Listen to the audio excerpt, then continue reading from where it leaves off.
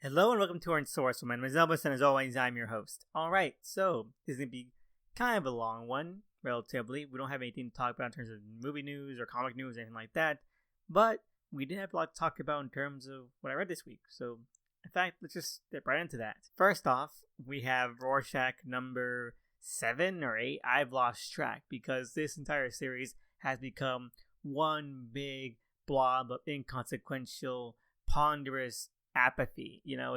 There's no momentum to it, there's no enthusiasm to it.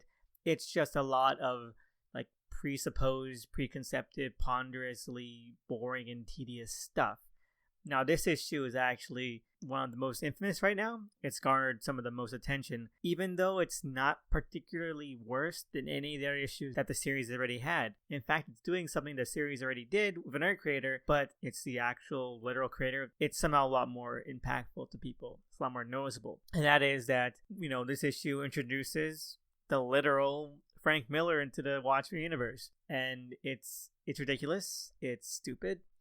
It has no thematic, emotional impact or weight.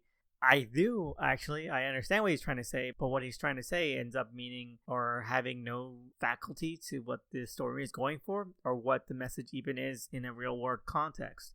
Now, to give an example, in the second or third issue of this series, Tom King introduces the Steve Ditko of the Watchmen universe. Now, it's not literally Steve Ditko, but it's meant to be him. It's meant to be the Watchmen counterpart to him. And he makes him an MRA incel, alt-right terrorist weirdo, which is a really insane extrapolation of common urban legends and misconceptions about Steve Ditko as a person.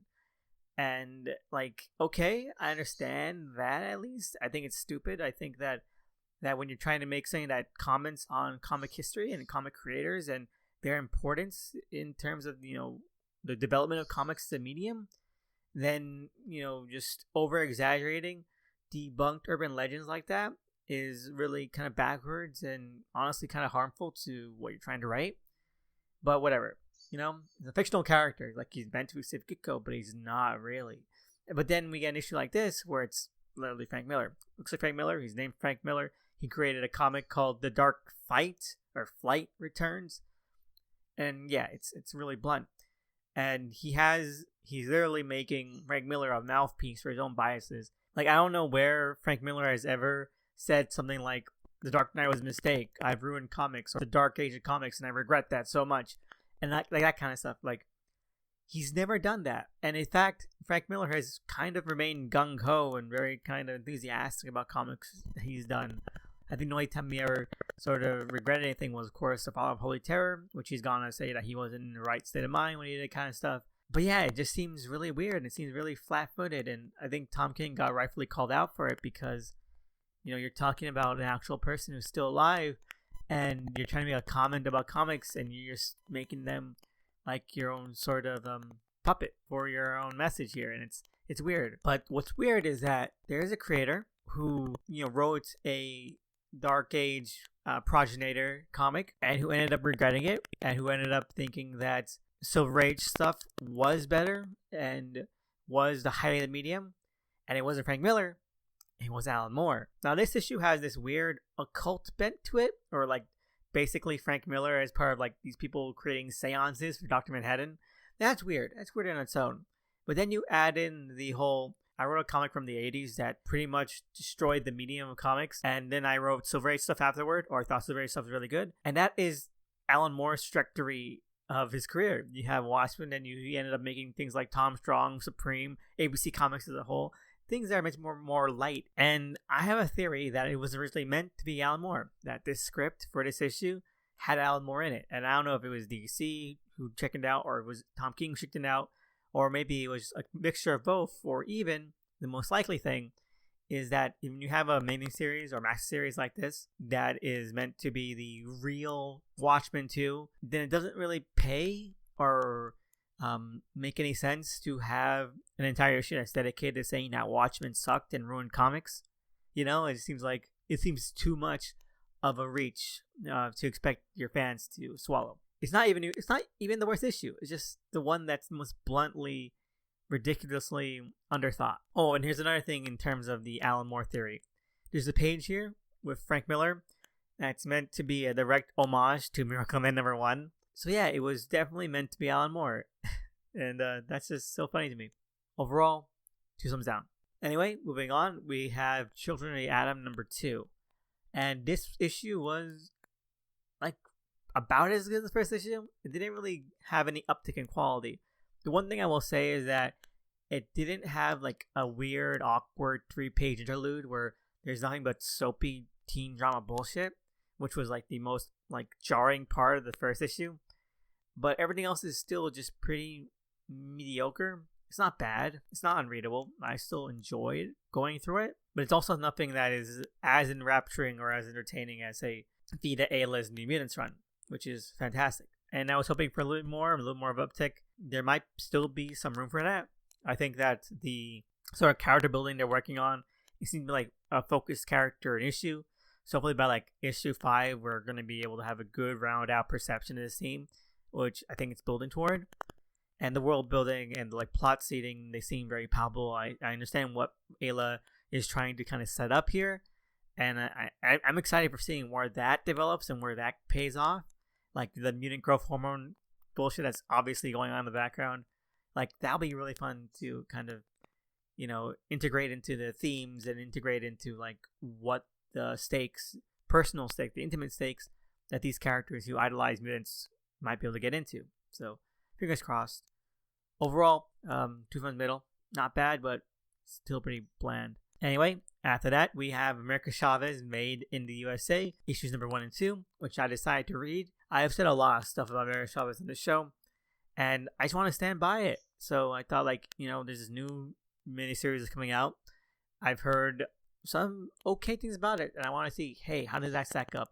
I don't want to keep hating a character just for, a bad creator on their roster. I want to give them a fair chance. So I decided to go look at this. And I have to say, it is a little bit better. It's still not ideal, but it's a series that has a lot more of an even footing when it comes to actually making America and her cast of characters like actual characters, not caricatures that are borderline and stereotypically racist, like Gabby Rivera did. People behind America Chavez Made in the USA are at least putting in the work to make them grounded, more down to earth. And I was surprised by that. Like, they actually feel like a dynamic that would exist in real families or in a real kind of community that has Latin roots, There's some things when it comes to just portraying how America's foster family basically treats her and treats each other and just the general kind of makeup of the family that felt really true to life. And I really enjoyed that. That really spoke to me as a Latino person that, sometimes feels like out of place. Just the way she interacts with her adoptive father and mother, I thought that was really, really tangible. That had some really great presence to it. But yeah, it's still not all that good. Like, there's still some moments where it's like, you're stretching into a cartoony Hispanic kind of caricature.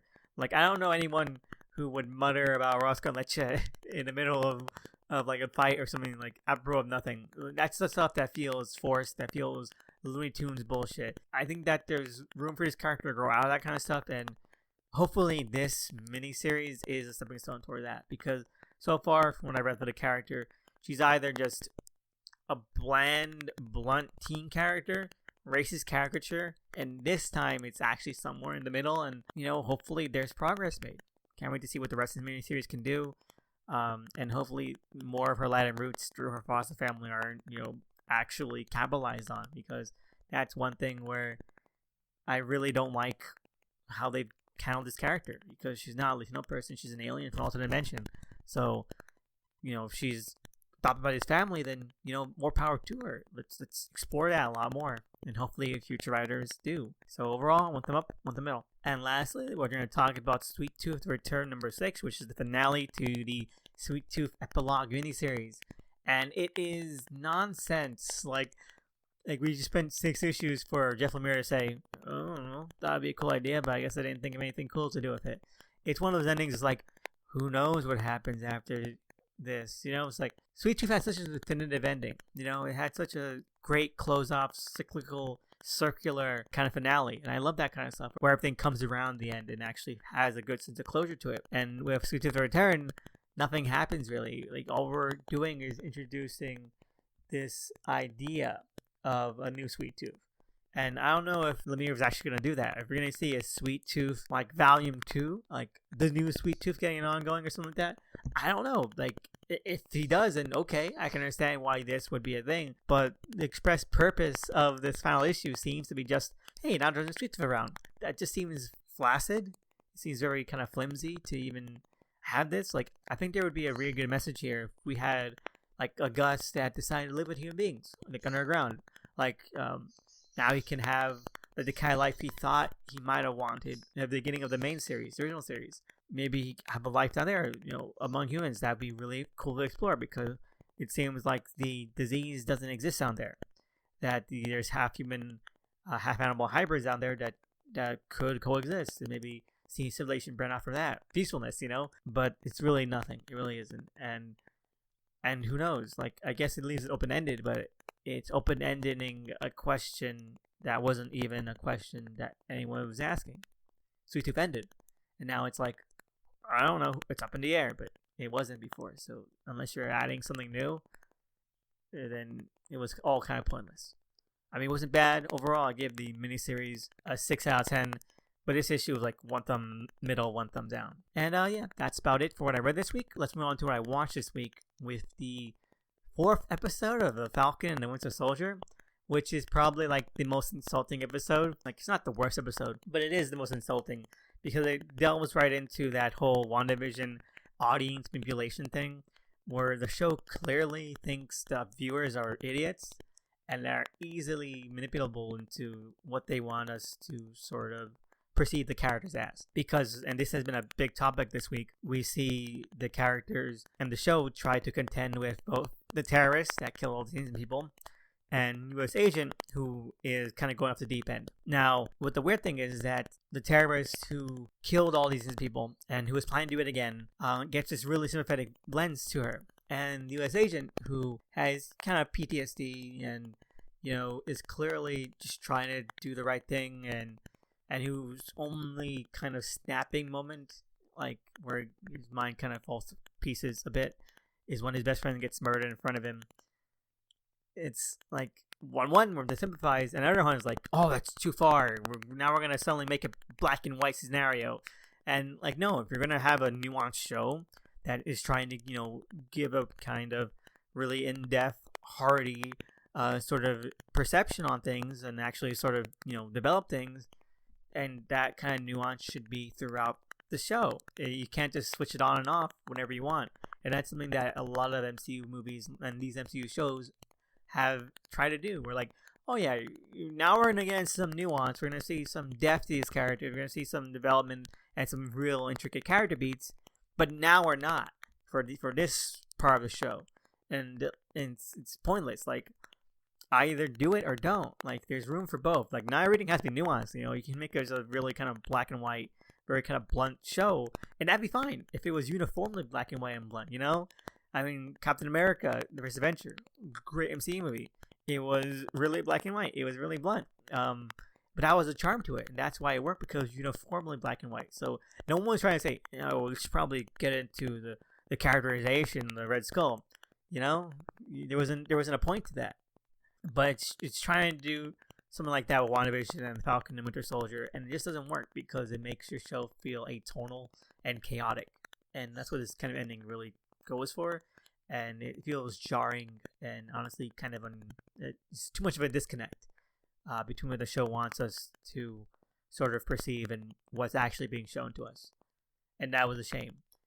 So it is a pretty insulting episode, and I think that there's only 2 episodes left, so I don't see the show getting any better, and that's a shame because the show still has a great production value, and I think the actors are still really trying, but the show itself and the storyline just isn't. So overall, 2 thumbs down. Anyway, that's it for this week. I just want to give a shout out to the cover artist for the show at DOTEMCE. Please check them out. They're amazing. Give them all the love they can get. And I want to give an announcement. The first episode of Comics Code Authority with Rover Queen and Mr. Mitchell is going to be recording sometime soon. So hopefully we're going to get that uploaded on its proper main channel ASAP. And I'm going to link it below when that does happen. I'm going to announce it on an episode when it does happen. So yeah, fingers crossed. Can't wait to get around to sharing that with the world. because I think it's been really fun. So again, thank you so much for listening. Have a great one, and see you again next time.